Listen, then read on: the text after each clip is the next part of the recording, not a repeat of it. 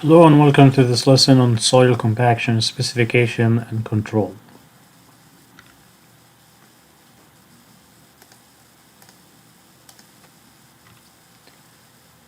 The video covers the shown four learning objectives. So we'll learn about how to specify the soil compaction requirements, the compaction characteristics for different soil types, the calculation process for compaction application quantity and rate, and finally how to measure and control soil compaction on site. Let's have a quick recap of some soil properties. We covered in an earlier lesson the three different soil states: banked, loose, and compacted. In all these states, the soil has the same weight and volume for the soil solids and water, but the air volume swells in the loose state or shrinks in the compacted state. Here are four of the many weight volume parameters that we can use to describe a soil type. For the compaction behavior, we discuss a lot the dry unit weight or density and water content. Compaction is the process of shrinking the air voids within the soil to increase its density by applying a mechanical power in different forms. We need to make a distinction here between compaction and consolidation. Consolidation refers to the process of water removal from the soil, which can be very problematic in cohesive soils that can cause differential settlements under a structural foundation. The soil is compacted to increase its strength, reduce its future volume variations, and decrease its permeability. Soil strength and volume variation are very critical aspects for design geotechnical structures like foundations and retaining walls. Soil permeability is critical in designing and building earthen dams. Soil density has been used to measure, specify, and control the compaction levels. The specification of the soil compaction are based on the compaction curve that's unique for every soil type. The compaction curve shows the relation between the compaction level and its main controlling factor, the soil moisture content. And this relation follows a downward concave shape where the soil density increases with the moisture content until an optimal point and then drops down. This means that too much moisture and too little moisture do not result in the best soil compaction. The maximum compaction can be achieved at a specific moisture content that can be identified in the lab, but is it realistic and feasible for the contractor to maintain this moisture content in every part of the compacted soil fill? Precise control of the compaction quality is not possible on site.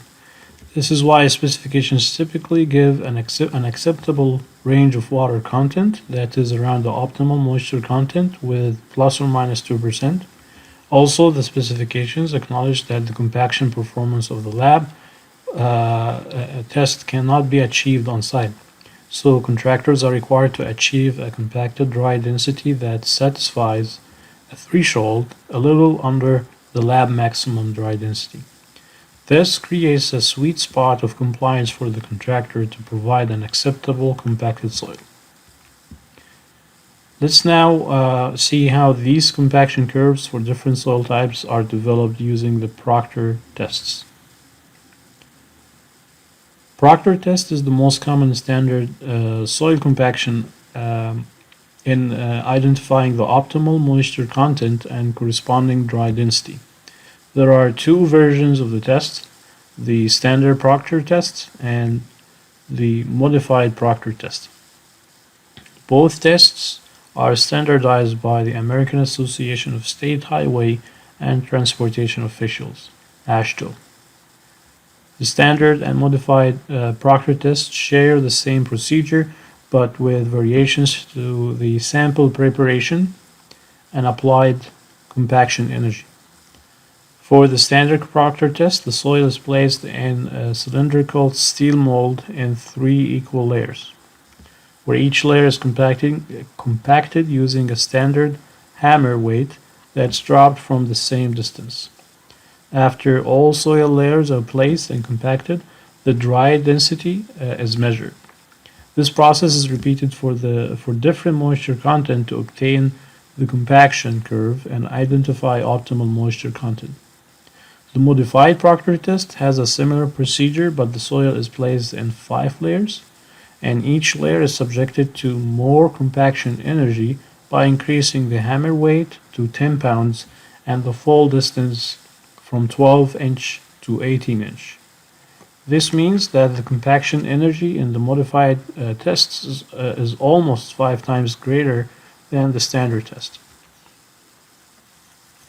This graph shows the difference between the compaction curves of the standard and modified Proctor tests due to their compaction energy difference. The modified test results in a compaction curve that is higher in the graph, with more dry density that is achieved by less optimal water content. This has great implications on the construction methods and compaction equipment that the contractor needs to select. Standard Proctor test is generally used for fills requiring the minimal subgrade compaction, such as small parking lots and building structures, while the modified Proctor test is generally used for fills that will support large loads, such as roadways and airport runways. We should also understand the impact of the adapted Proctor test on the equipment and resource needs on the site. Modified Proctor tests sets higher standard for compaction quality by increasing the possible maximum dry density, but that will require heavy, strong compaction equipment to deliver the required power.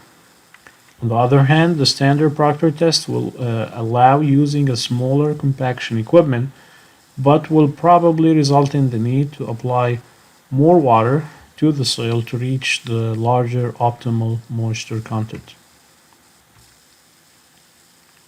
Soil types exhibit different compaction behavior, as we can see in this graph.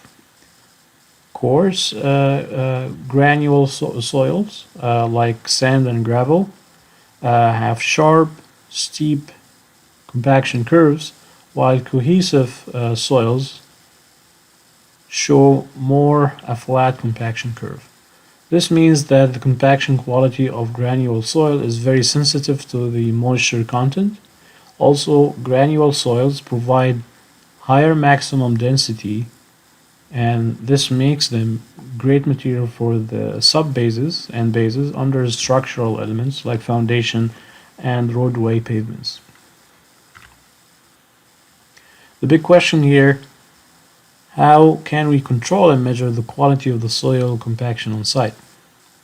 We have here some of the traditional field tests of soil compaction, but will not cover these tests in details as they are typically covered in the soil mechanics courses.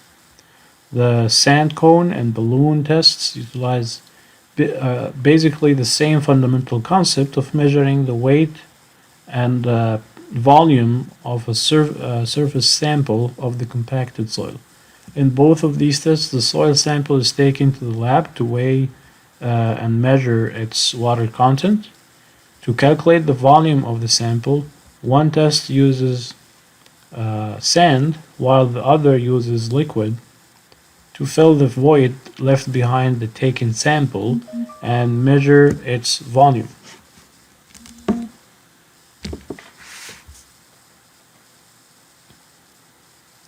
The nuclear gauge test utilizes basic principles of nuclear physics to measure the soil density and moisture in an efficient and non-destructive approach.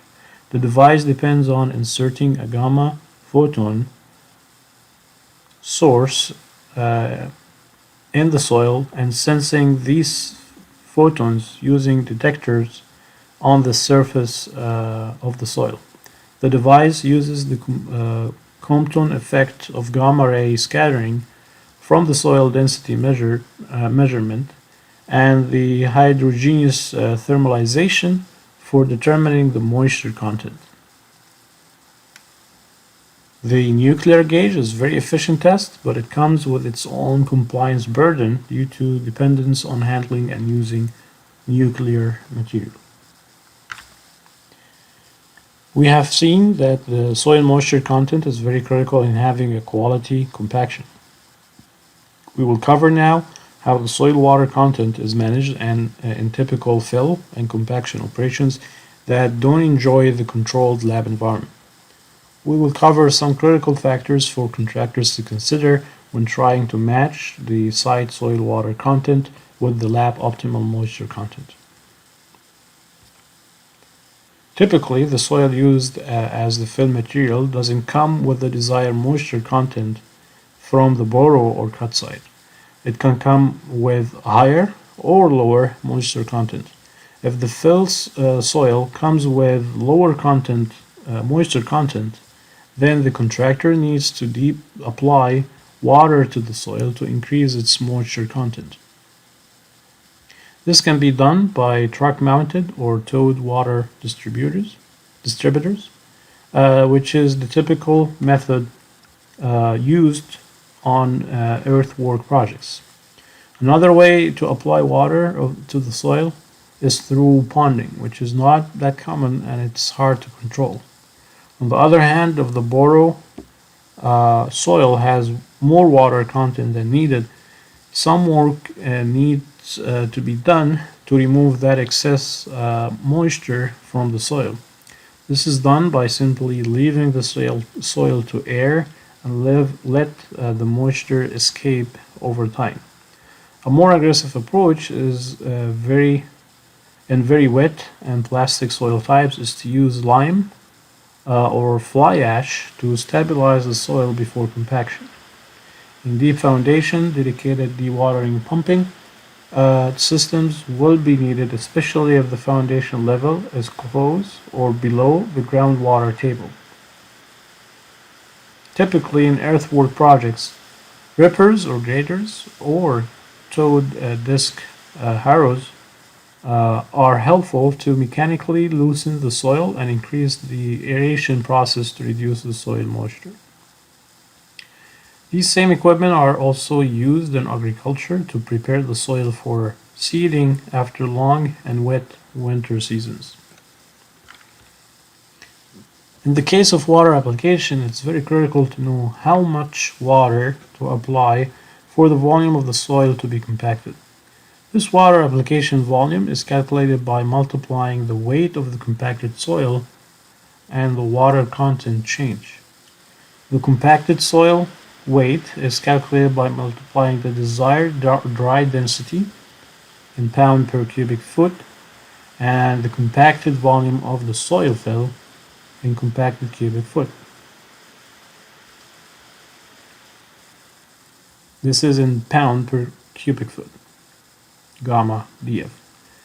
While the delta water content is calculated as the difference between the desired water content of the fill and the pre-existing water content of the borrow soil, the 8.33 constant is the weight of 1 gallon of water in pound.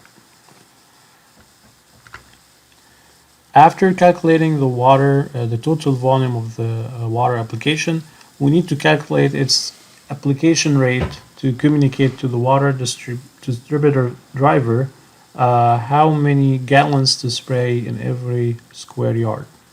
The formula for the water application rate looks similar to the one we had for the volume calculation, but we use the thickness of the fill instead of the volume as we adjust the units from square foot to square yard.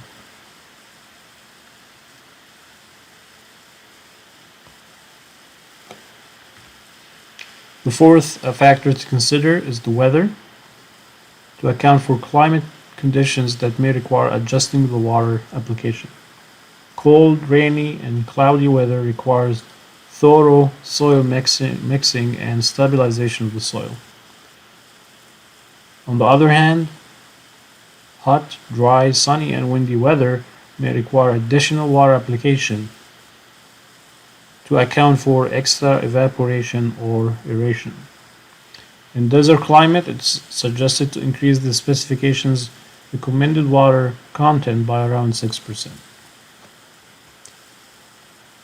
Finally, the soil needs continuous mixing and blending to make sure the moisture content is achieved uniformly over the fill lift.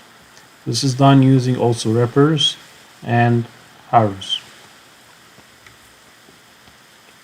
In compaction operation, it's very critical to calculate the volume of the excavated boro soil that will be enough for the compacted soil.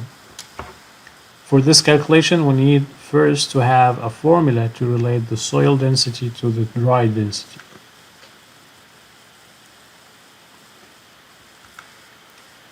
Starting with the moisture content formula, we can flip it to have the solids weights on the left side like shown. Then replace the water weight with the difference between the total weight and the solids weight. Then we can organize the relation to have again the solids weight completely on the left side. We know the dry density is the ratio between the solids weight and the total volume. So we replace the solids weight with the last formula we derived. We can group the division of the total weight and the total volume as the unit weight or dry density of the soil. So we will end up with the formula we need to relate the dry density with the soil density. Let's now see how we need this formula for the compaction boro quantity calculation.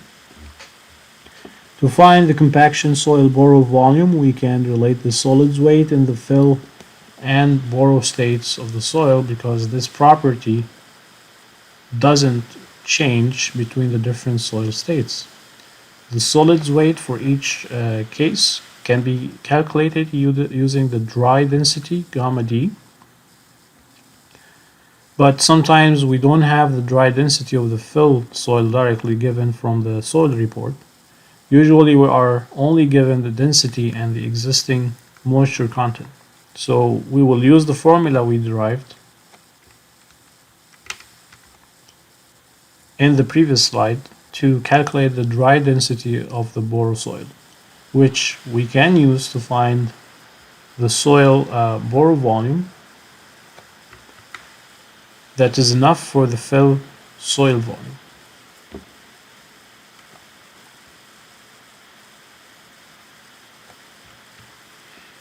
Thanks for watching this lesson video on compaction specifications and control. Check the other related video on compaction equipment to learn how to match the different compaction equipment to their appropriate soil types. Take care.